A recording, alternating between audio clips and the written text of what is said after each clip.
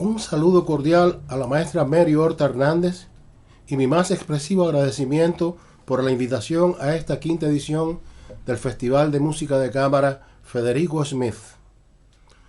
Un saludo reconocido a todos aquellos que de un modo u otro sostienen el espíritu de este evento con que se recuerda al querido maestro.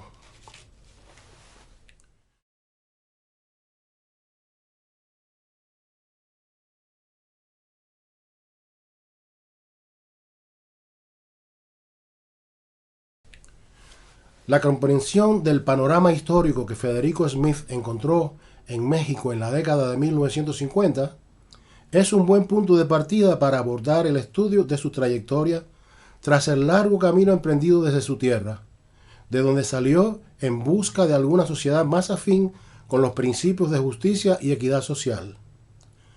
Sus estudios en el Conservatorio Nacional de Música y muy especialmente en las clases de composición musical con el maestro Blas Galindo fueron decisivos para identificarlo con la realidad del país azteca en unos tiempos en que el espíritu de la pasada revolución del 1910 quedaban plasmados en los murales gigantescos de Rivera, Orozco y Siqueiros, o en las visiones inquietantes del cine de Luis Buñuel, cuando aquel viejo clamor aún resonaba en la narrativa de Rulfo y en las estilizaciones sonoras de Ponce, Revueltas y Chávez. Un momento en que los sueños populares eran burlados por la realidad grotesca, tal como reflejaban los grabados caricaturescos de José Guadalupe Posada. En esos tiempos del conservatorio es precisamente cuando Smith se une al grupo Nueva Música de México, el cual funda en común nexo con otros colegas y condiscípulos, entre ellos Leonardo Velázquez, Rocío Sanz, Mario Curia Aldana y Rafael Elizondo. El grupo Nueva Música de México apoyará en primer lugar las presentaciones de obras compuestas por sus miembros y defenderá las ideas y los principios que le sustentan. En esa circunstancia, Smith comenzará una importante labor como cronista y crítico musical, actividad a la que volverá una y otra vez a lo largo de su vida. Fue entonces cuando publicó los artículos punzantes y antielitistas de aquellas columnas de diarios progresistas en las que mostraba su fino humor y verdadero dominio del idioma. Al fin de esta etapa y tras concluir sus estudios, Smith hace trabajos de campo en el estado de Michoacán, una tarea que compartirá con otros jóvenes artistas de su generación. Vive temporalmente en la comunidad de los indios tarascos y les ofrece sus enseñanzas mientras asesora a las bandas musicales regionales de arraigada tradición popular. Durante las fiestas navideñas organizará presentaciones de estas bandas en conciertos capitalinos patrocinados por sus propios amigos y colegas.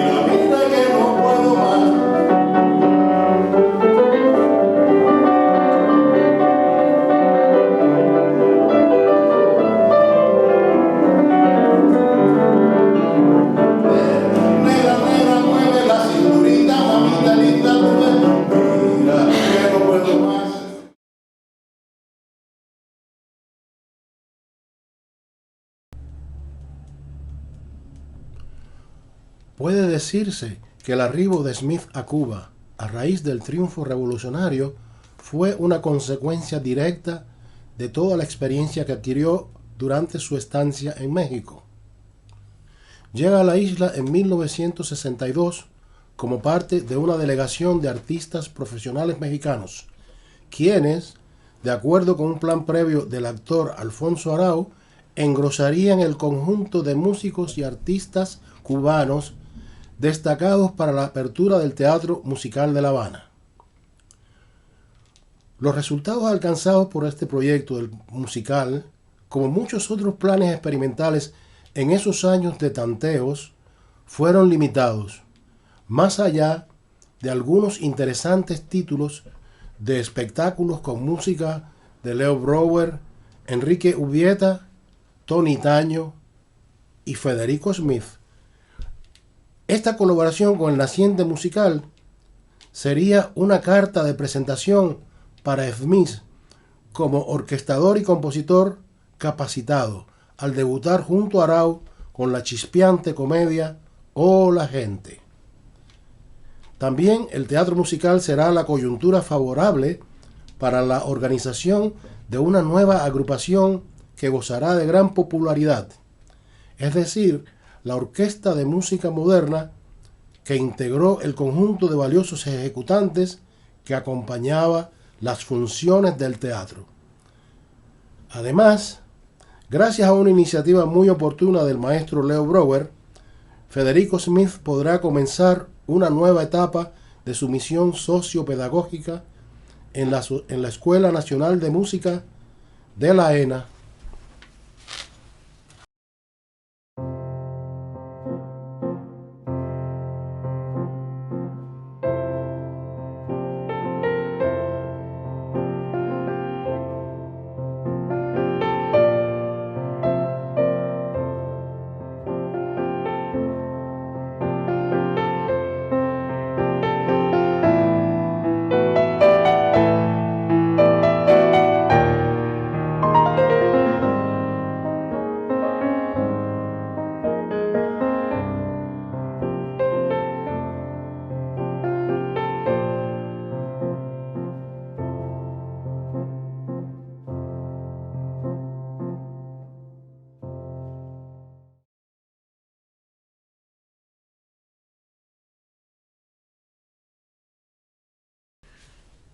El ambiente que esperaba al maestro Smith a su llegada a la Escuela Nacional de Música de la ENA será el idóneo, pues le permitirá seguir aplicando sus métodos pragmáticos de enseñanza, los que ahora irá perfeccionando al máximo, mientras se adapta a la situación de transformaciones que enfrenta el pequeño gran país que lo recibe en esta decisiva y última etapa en que culminará su largo recorrido.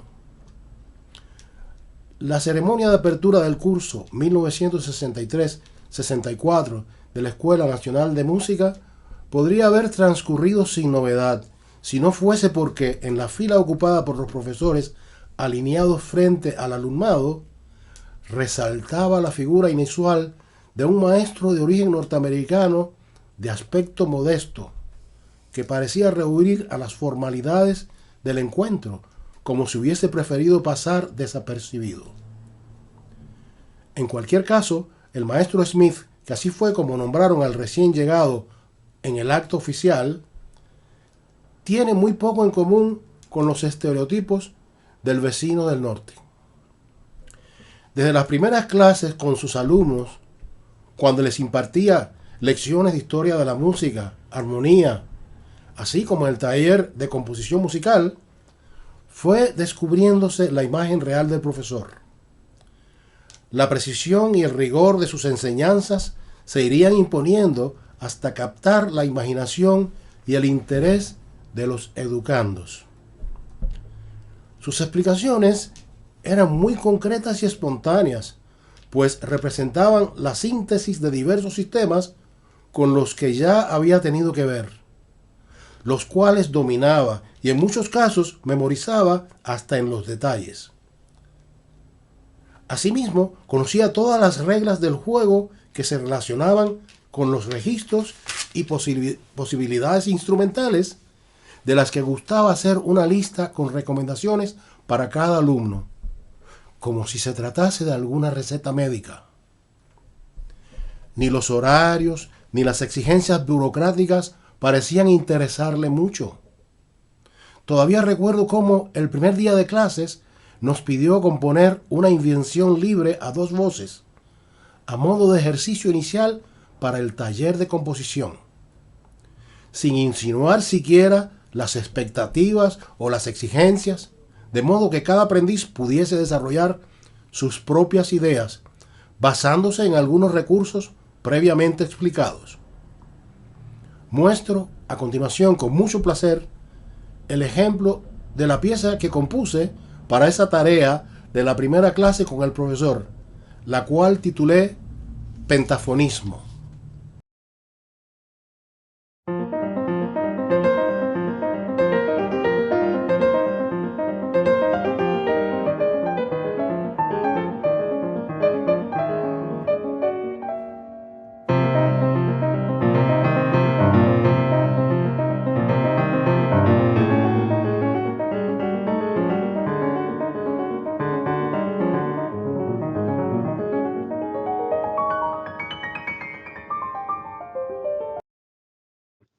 A propósito, muestro este fragmento de pentafonismo como referencia sonora de lo que escribíamos en el taller.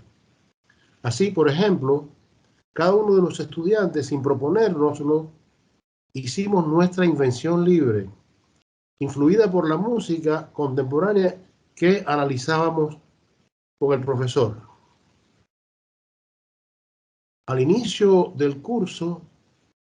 Desde el inicio del curso, la música de Bartók estaba presente en esos análisis, y específicamente los microcosmos los estudiábamos con mucho cuidado y con mucho interés. Eso, por supuesto, tiene que haber influido en el desarrollo de las ideas, la música que escribíamos. Pero sobre todo, en mi caso, tenía una conexión muy grande con la música de los compositores del periodo afrocubano, y especialmente García Caturra. Los ejercicios o trabajos de clase que siguieron durante el resto del curso los agrupé en un libro que titulé Estudios para piano. En el fragor de aquellas clases del taller de composición del maestro, leíamos nuestros pininos que eran analizados y debatidos en común. Todavía recuerdo entre los asistentes a los primeros encuentros del taller a José Loyola y a Carlos Álvarez Sanabria, entre otros muchos que, como yo, se interesaban en exponer sus obras, sometiéndolas a los comentarios y criterios del grupo. En tales casos, tras la lectura inicial de cada obra, generalmente por el propio alumno autor, el maestro, en función de árbitro, les pedía que explicasen los propósitos de la obra presentada por él y justificara sus ideas. En segundo lugar, pasábamos a una fase de discusión de las opiniones y criterios individuales expresados por cada uno de los participantes, hasta concluir con la defensa del exponente frente a los criterios y las opiniones expresadas por el resto de la clase. De tal modo, el análisis musical era una asignatura complementaria que usábamos como puente entre los aspectos que conformaban el contenido de cada obra. También, a través del análisis musical, llegábamos a conocer los estilos y el universo sonoro de los más diversos compositores. Las asignaturas que el profesor explicaba con sus lecciones parecían entrelazarse entre sí. Por ejemplo, en la historia de la música, a tal punto llegábamos a familiarizarnos con los hechos y personajes, Leonino, Perotino o los miembros de la Camerata Florentina, con los que solíamos identificarnos hasta el punto de llegar a crear nuestra propia camerata florentina o cubana cana en encuentros que sosteníamos con nuestros colegas estudiantes de la Escuela de Artes Plásticas.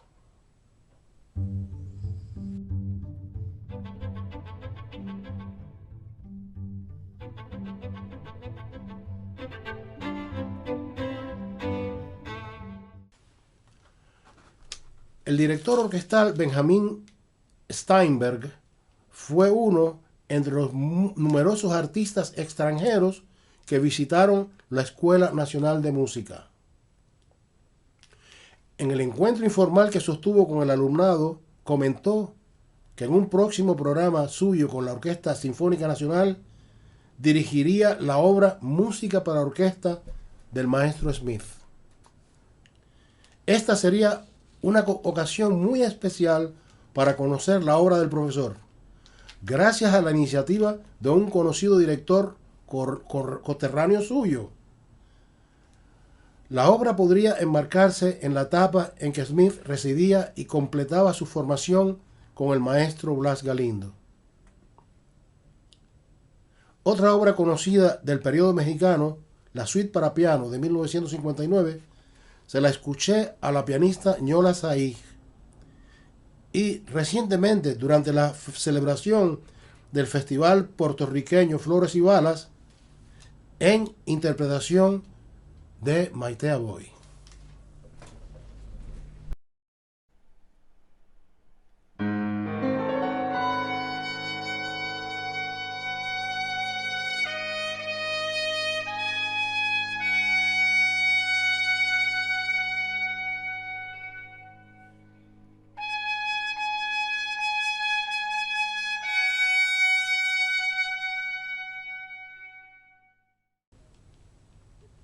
Cuando decidí salir del internado de la ENA para continuar estudiando en el Conservatorio Amadeo Roldán, en lugar de reproches y consejos ante el paso que daba, el maestro tuvo la generosidad de presentarme a la maestra coreógrafa Elena Noriega, uno de aquellos artistas mexicanos con los que solía hacer trabajos de campo durante los años de su estancia en México.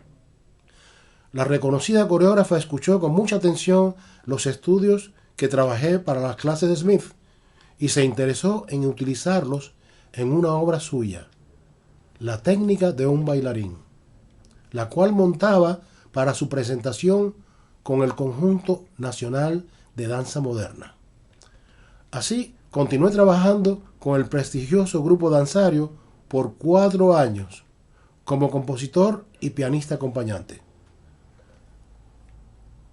Para una coreografía de Elena Noriega, con música de Curí Aldana, otro de los compañeros de Smith, me presenté tocando el solo acompañante.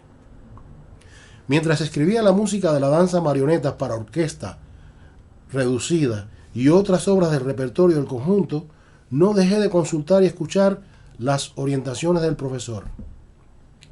Años más tarde, Smith será invitado por los maestros Rafael Somavilla y Roberto Valdés Arnau para que musicalizase la programación dramática del Instituto Cubano de Radio y Televisión.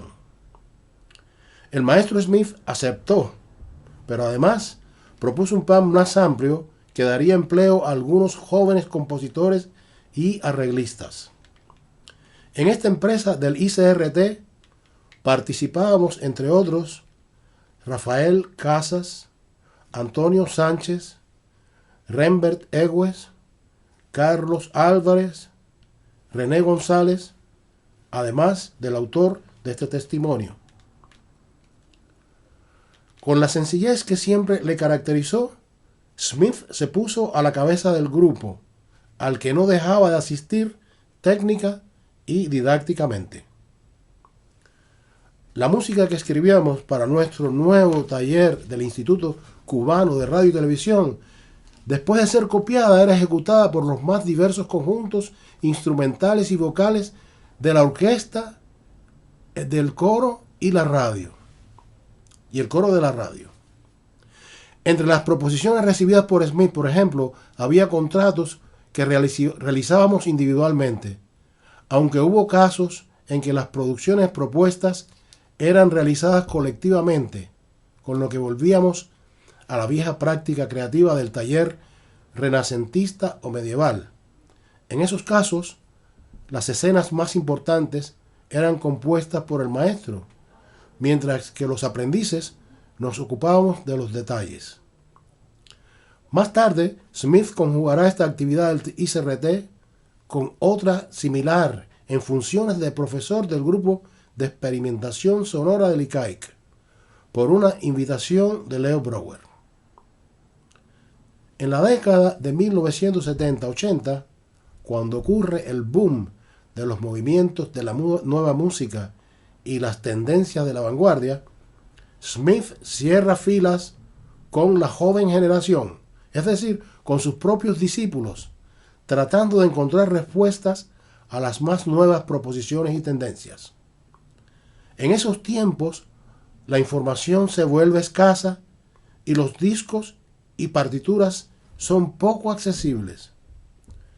Entonces veremos cómo Smith se da la tarea, gracias a su profundo conocimiento matemático, de descifrar las proposiciones de la estocástica de Xenakis para transmitir sus deducciones al alumnado. También aplicará en sus obras estos sistemas, así como las búsquedas de Bruno Bartolozzi en el campo de los instrumentos de viento. Todas estas búsquedas quedarán reflejadas en las obras que compondrá en esos años fecundos, entre las que cabe citar Carta abierta para narrador y orquesta, Concierto para oboe y orquesta, Quinteto para maderas. Algunas de estas obras, junto al prestigio que lo avala, le merecerán numerosos premios y reconocimientos. Es invitado a la provincia de Matanzas, en donde decidirá establecer su residencia. Visitará La Habana, entre otras razones, por cumplir con sus compromisos como maestro del Instituto Superior de Arte, aunque también vendrá al frente del conjunto de cámara Siglo XX, agrupación que dirige, tras haberla fundado en común con un grupo de prestigiosos instrumentistas matanceros. Entre las obras del repertorio de este conjunto no podían faltar el homenaje a García Lorca de Silvestre Revueltas, ni la historia del soldado de Igor Stravinsky, tan cercanas a Smith desde sus años juveniles. La figura de Federico Smith ha sido resaltada en la obra de jóvenes escritores e investigadores matanceros. Un buen ejemplo es el libro de la musicóloga matancera Liliana González Moreno, Federico Smith como cosmopolitismo y vanguardia.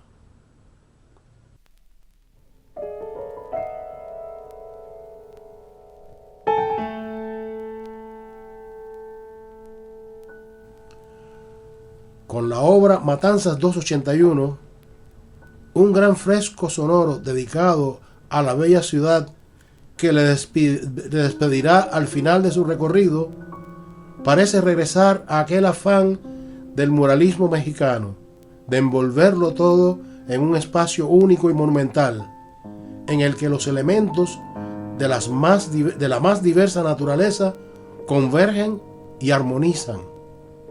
En esta su obra póstuma, el símbolo del legado de su fe obstinada en la solidaridad y la concordia humanas.